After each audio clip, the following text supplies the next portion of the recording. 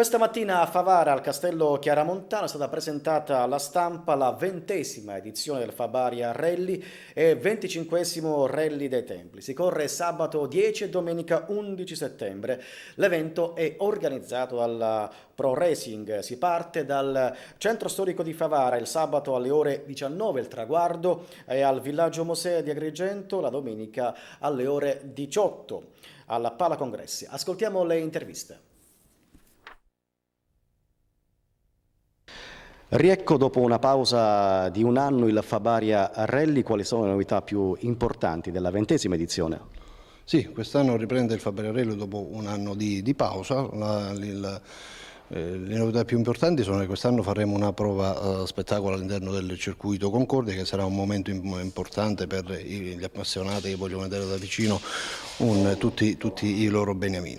La gara si svolgerà quest'anno su 3 prove speciali che, a differenza degli altri anni, verrà ripetuta soltanto 2 volte, che sono la Cossodisi, la prova di Santa Elisabetta e la Raffata di Cianciano. Il tutto sarà proceduto sabato 10 dalle verifiche presso il Palacongressi del Villaggio Musei dalle 8:30 fino all'1:30. Quali sono i numeri di questa 20ª edizione?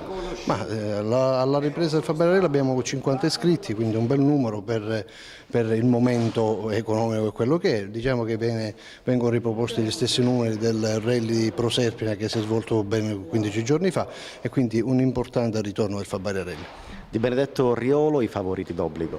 Ma sì, Di Benedetto non lo scopriamo adesso, sono 2 grandi piloti siciliani che sicuramente partono favoritissimi per questa gara, anche perché loro sono impegnati in altri campionati maggiori, e Di Benedetto viene qui a testare la propria vettura proprio in prospettiva di fare le finali del TRA a Sanremo e a Como nel prossimo 25 e 3 ottobre. Ritorna il Fabaria Rally, in pista ci sarà anche Alfonso Di Benedetto.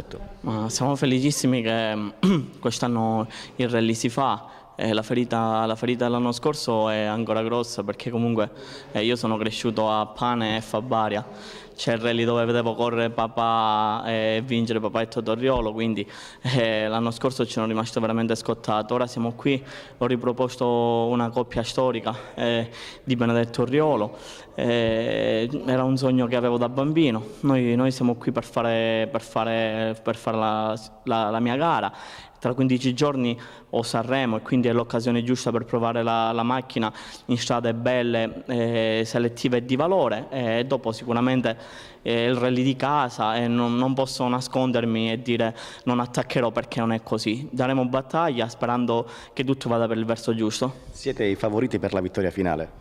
Ma quest'anno è un anno veramente positivo, essere favoriti fa sicuramente piacere, però i rally insegnano che se non arrivi al palco finale non puoi dire niente. Fofo c'è e proverà a fare la sua gara, anche perché questo è il mio rally e ci tengo particolarmente. Quali avversari temi maggiormente? Ma ci sono tanti ragazzi che vanno forte, ora magari non sto qui a nominarli perché magari ne dimentico qualcuno e si offende, però sono tutti bravi. Certo, l'esperienza che ormai ho fatto io in giro per l'Italia è notevole, e spero di trasmetterla a loro e farli crescere, perché lo sport, l'automobilismo nella provincia di Agrigento deve crescere, anche con l'aiuto della Pro Racing, di Pasquale Mauro, di Leonardo, che sono persone competenti. Speriamo di riportarlo ai veri valori che aveva il Fabaria fino a qualche anno fa.